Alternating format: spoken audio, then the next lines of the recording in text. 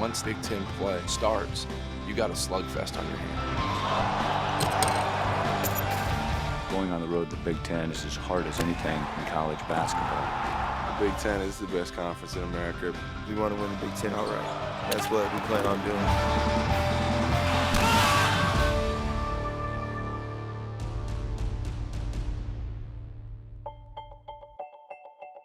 My definition of a pioneer would be somebody that leads the way for others, making a way that others can come after you. Nice little pass fake there by Scott. Whips a pass inside, and Thompson finishes. Being the son of a pioneer is a great feeling. At times it can be hard, but when you really focus and do what you got to do, there's nothing you really can't accomplish. Down the right sideline of the corner to Dedmon, back to Scott in the lane, up for the shot, it's good. Charlie Scott scores for the Tar Heels.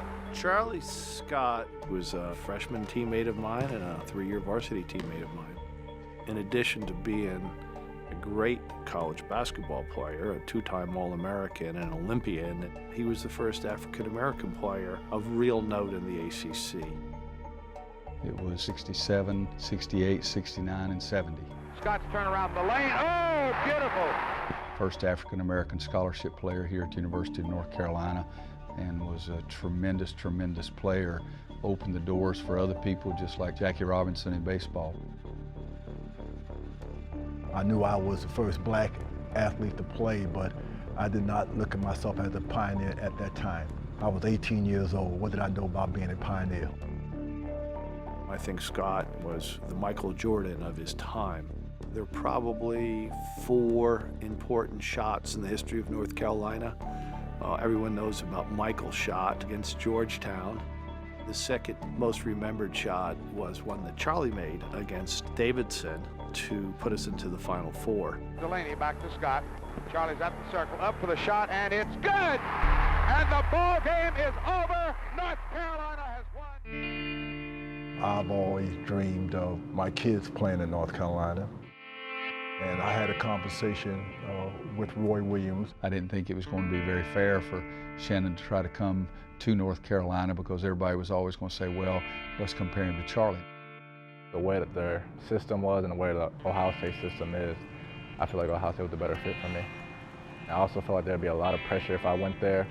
I'd have to live up to his expectations every day. Coming here, I could build my own legacy and be my own person. Rather than to say that he's the son of Charlie Scott, here in Columbus, Ohio, I'm the father of Shannon Scott. That's the way it should be. You can't go sideline to sideline. You got to be aggressive. You got to look to score. You're not looking to score. When you look to score, solutions will find you. You understand?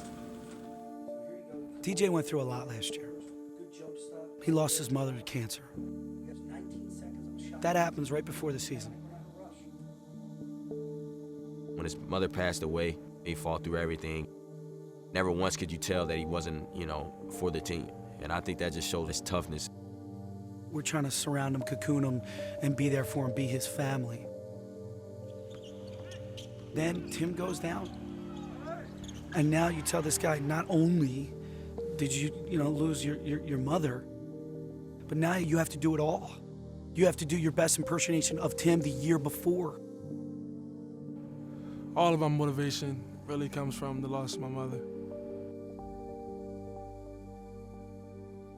I was nervous because I knew I had big shoes to fill. We adjust some of the offenses to adjust to my game. My confidence just kept going up. He did a phenomenal job of shouldering that responsibility.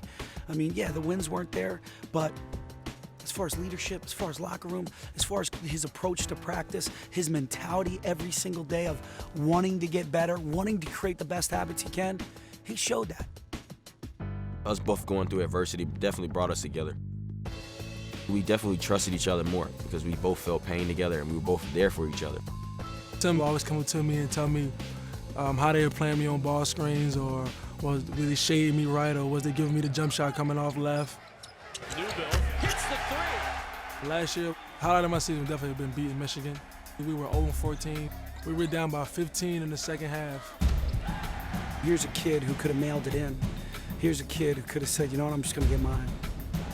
We're not winning games. We're not going anywhere. but not him. He just kept fighting. So to keep chipping away. We battled back. The Nittany Lions have done it. They have knocked off 4th-ranked Michigan.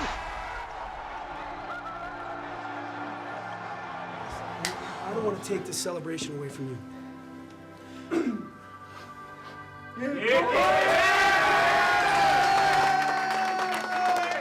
Prove to him like I can be a leader, I can do what coach says, I can play Penn State basketball, I can be a stat sheet stuffer, and success will happen.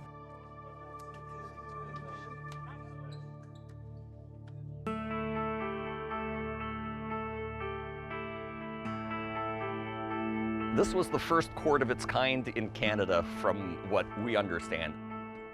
A whole bunch of the neighbors have pools. You can always use a neighbor's pool, but who's got a backyard basketball court? Not many people. Nick, he didn't care what the weather was. He'd go outside in, minus 15, minus 20. There's 6 inches of snow. He'd shovel the entire driveway just so he could put up shots for 10 or 15 minutes. He'd be right there, and yours truly would be rebounding for him. My dad loved basketball growing up, and the fact that he saw me and my brother, the love and the passion we had for the game, he wanted to be out there and help us. He would help me with my shot, my mechanics, stuff like that, and it just led to rebounding for me, doing drills and all that kind of stuff. And then all those YouTube videos came along with it. If you don't see yourself, you don't really realize what you're doing. As time went on, it was to get his name out there. All right, this is Nik Stauskas, back at home for Easter weekend. Just back in the backyard doing some training. Over the years, it kept growing. More people saw the YouTube stuff, and more people would request us to make videos. So me and my dad would just go out there, have fun, and make as many videos as we can. What's the most threes you've shot in a row? 46. 46 threes in a row. In the rain. 5, 4, 3, 2, 1. Got it. Let's go! Dude, I hit 46 in a row! Coach Val calls me Tube. He says I'm a YouTube sensation. I would call him an excellent student of the game because he realized you just don't go out there and play street ball. He studies many players. This right here is a sample video of what Nick would watch, ankle breakers. Anything he could watch to study, to figure out how to break someone's ankles or get better, he was watching it. And then immediately out in the backyard and replicate. Every one of those milestones that he's set for himself to achieve, with the work that he's put in, he's gotten there every single step. My goals for the summer is to prove to people that I'm one of the elite players in the class of 2012, and also try to prove that I'm not just a shooter. I can do a lot of other things on the basketball court.